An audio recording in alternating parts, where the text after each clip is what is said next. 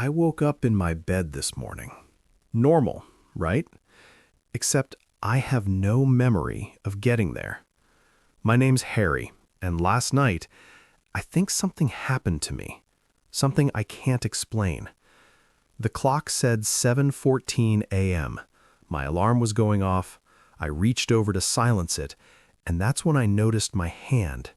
It was pale, like all the blood had drained out overnight. I sat up. My head didn't hurt. My body didn't ache.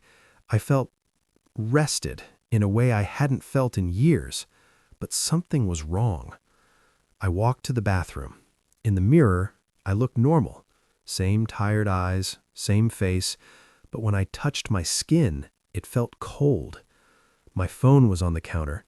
17 missed calls, 12 from my girlfriend Teresa, 5 from my best friend Brian, all from last night between 11 p.m. and 2 a.m. I didn't remember my phone ringing. I didn't remember anything after 9 p.m. Teresa's texts got more frantic as the night went on. "Where are you? Harry, pick up. This isn't funny. I'm calling the police." The last message was sent at 2:47 a.m. "I'm so sorry." Sorry? Sorry for what? Brian's last text was simpler. "Please call me back. I need to explain." Explain what? My hands were shaking as I called Teresa. She answered on the first ring. "Harry?" Her voice cracked when she said my name. "Yeah, it's me. What's going on? Why did you... Where are you?" She was crying now. "How are you calling me right now?" "I'm at home. Teresa, what happened last night?" Silence. Long, terrible silence. "You were in an accident," she finally said. "On Highway 9. Your car went off the bridge into the river." My stomach dropped. "What? No, I'm fine. I'm standing in my apartment right now." "Teresa, they pulled your car out of the water at 3 a.m. You weren't in it. They've been searching the river all night." I looked down at my clothes, the same jeans and t-shirt I'd worn yesterday, completely dry. I don't remember driving anywhere." "You left the bar around 9:30, she said. "You were meeting Rodney for drinks. He said you got a phone call and left in a hurry." No, I didn't remember any of that. I drove to the bridge. My hands were steady on the wheel. Too steady. When I got there, the scene was chaos. Police cars, a tow truck, yellow tape everywhere. And my car, my blue Honda, dripping wet, being loaded onto a flatbed. The driver's side door was torn open. The windshield was shattered. I parked and watched. A police officer was talking to Rodney, my coworker. He looked destroyed. I got out and walked toward them. The officer saw me first. His face went white. That's impossible." Rodney turned. His eyes went wide. He actually stumbled backward. "Harry? You're alive," the officer said, more to himself than to me. "We thought what?" Rodney stepped forward, studying me like I was a ghost. "Harry, we saw you last night at the bar." "I know. You said I got a call and—" "No," his voice was firm. "You got a call from Teresa. She was screaming. She said someone broke into her apartment." I went cold. "Did someone break into my apartment last night?" Pause. "No. Why would you ask that?" "Rodney said you called me, said someone was in your apartment." "Harry, I never called you last night. I tried to call you, but you never answered." My chest tightened. "Check your call log," I said.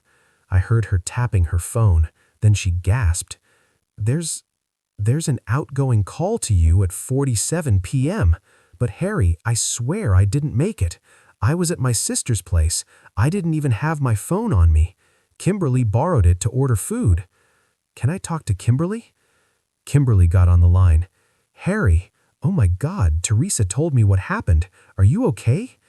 Did you call me last night?" "No, I used Teresa's phone to order Uber Eats and then I gave it right back." I sat in my car staring at the river. Someone had called me, pretending to be Teresa, luring me onto that highway. Someone wanted me dead, and based on what everyone saw, it worked. But I was sitting here, breathing, thinking, so what the hell happened to me? I looked at my reflection in the rearview mirror. That's when I saw it. Behind me, in the back seat, a figure, pale, wet, wearing the same clothes I had on. It was me, and it wasn't moving. I didn't scream. I didn't run. I just stared. Because suddenly I understood. I reached back slowly. My hand passed through its shoulder like smoke. The body, my body, was slumped over, eyes closed, water dripping from its hair onto the seat. This wasn't my car. This was my ghost driving my memory of my car. I died last night. I drowned in that river. But something wouldn't let me go. Some part of me was still here, trying to finish what I started, trying to find out who made that call. I checked my phone one more time, scrolled back to that mysterious call from Teresa. But now, the screen glitched. The name changed. It wasn't Teresa. It was Brian, my best friend. The same Brian who'd called me 5 times last night. The same one who texted, "I need to explain." I opened his texts, the ones I'd ignored earlier. "Don't go to her place. Harry, please, I can explain. I didn't mean for this. I'm sorry." My hands, or whatever I had left of them, started shaking. Brian had been in love with Teresa for years, I knew that, but I thought he'd moved on. He made the call.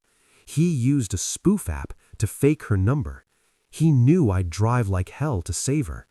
He wanted me out of the way. And it worked. I showed up at Brian's apartment at noon. He answered the door looking like he hadn't slept. When he saw me, he dropped his coffee. No, you're not real." "I died last night. You made sure of that." He backed into his apartment, shaking his head. "It was an accident. I just wanted to scare you. I didn't think you'd actually—" "You killed me, Brian." "I'm sorry." He was sobbing now. "I'll turn myself in. I'll tell them everything." I stepped forward, and this time I didn't feel cold. I felt rage. "You don't get to confess," I said. "You don't get closure." He looked at me, terrified. "What are you going to do?" I smiled. "I'm going to make sure you never forget what you did." They found Brian 3 days later, unresponsive in his apartment. Heart attack, they said. But the neighbors reported hearing him screaming every night, screaming at someone who wasn't there. Teresa moved on eventually. She never knew what Brian did, and I made sure it stayed that way. As for me, I'm still here, still waking up every morning in a bed I don't sleep in, still trying to figure out if this is justice or hell. Every night, Brian begged me to stop, and every night, I remembered how I drowned.